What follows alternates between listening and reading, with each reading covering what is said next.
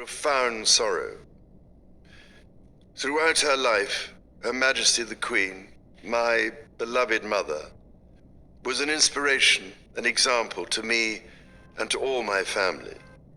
And we owe her the most heartfelt debt any family could owe to their mother, for her love, affection, guidance, understanding, and example. Queen Elizabeth was a life well lived, a promise with destiny kept, and she is mourned most deeply in her passing. That promise of lifelong service I renew to you all today. Alongside the personal grief that all my family are feeling, we also share with so many of you in the United Kingdom, in all the countries where the Queen was head of state, in the Commonwealth and across the world, a deep sense of gratitude for the more than 70 years in which my mother, as Queen, served the people of so many nations.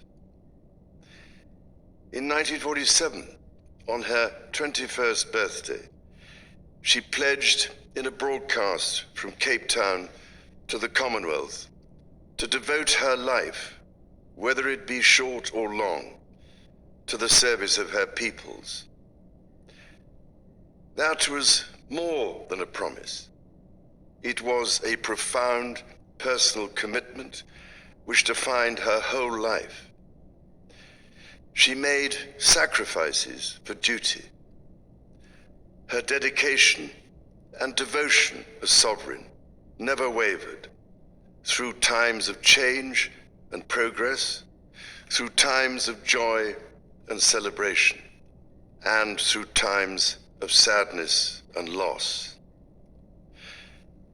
In her life of service, we saw that abiding love of tradition, together with that fearless embrace of progress, which makes us great as nations. The affection, admiration, and respect she inspired became the hallmark of her reign. And as every member of my family can testify, she combined these qualities with warmth, humor, and an unerring ability always to see the best in people. I pay tribute to my mother's memory, and I honor her life of service.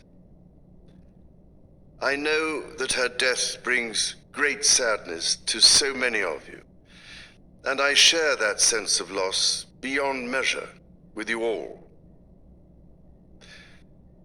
When the Queen came to the throne, Britain and the world were still coping with the privations and aftermath of the Second World War, and still living by the conventions of earlier times.